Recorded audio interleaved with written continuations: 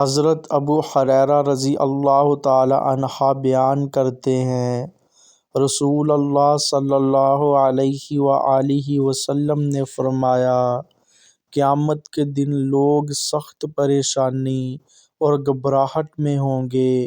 سورج ان کے سروں کے قریب ہوگا، پسینہ لوگوں کو ڈھانپ لے گا۔ پھر لوگ مشورہ کریں گے اور کہیں گے کوئی ایسا ہو جو ہمارے لیے اللہ کے حضور سفارش کرے تاکہ حساب شروع ہو جائے۔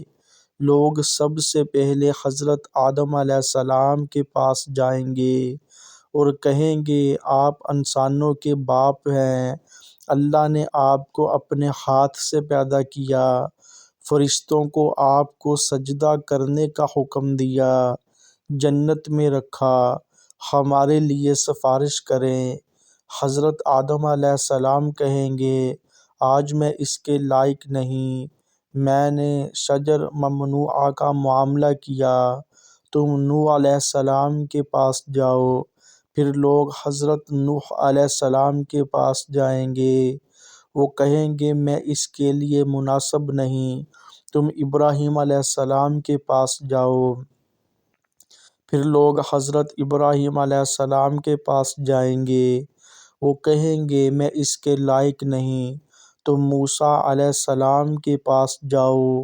لوگ حضرت موسیٰ علیہ السلام کے پاس جائیں گے، وہ کہیں گے میں اس کے لائق نہیں، تم عیسیٰ علیہ السلام کے پاس جاؤ۔ پھر لوگ حضرت عیسیٰ علیہ السلام کے پاس جائیں گے، وہ بھی کہیں گے میں اس کے لیے مناسب نہیں، تم محمد صلی اللہ علیہ وآلہ وسلم کے پاس جاؤ۔ آخر میں لوگ نبی کریم صلی اللہ علیہ وآلہ وسلم کے پاس آئیں گے اور عرض کریں گے اے محمد صلی اللہ علیہ وآلہ وسلم، آپ اللہ کے آخری نبی ہیں، اللہ نے آپ کی اگلی پچھلی لغزشیں معاف کر دیں، ہمارے لیے سفارش کریں۔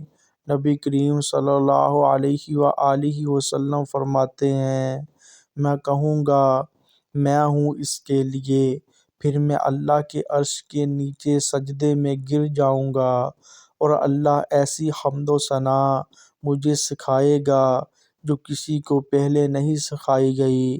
اللہ تعالیٰ فرمائے گا اے محمد صلی اللہ علیہ وآلہ وسلم، سر اٹھاؤ، مانگو تمہیں دیا جائے گا، سفارش کرو تمہاری شفاعت قبول کی جائے گی۔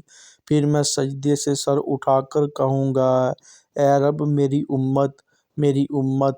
اللہ تعالیٰ فرمائے گا اے محمد صلی اللہ علیہ وآلہ وسلم، جاؤ ان لوگوں کو نکال لاؤ جن کے دل میں رائی کے دانے کے برابر بھی ایمان ہے۔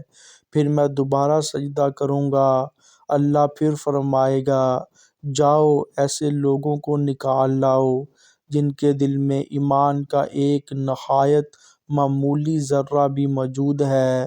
نبی کریم صلی اللہ علیہ وآلہ وسلم نے فرمایا میں بار بار رب کریم کے حضور سجدہ کرتا رہوں گا اور وہ میری امت کے گناہ گاروں کو جہنم سے نکالتا رہے گا۔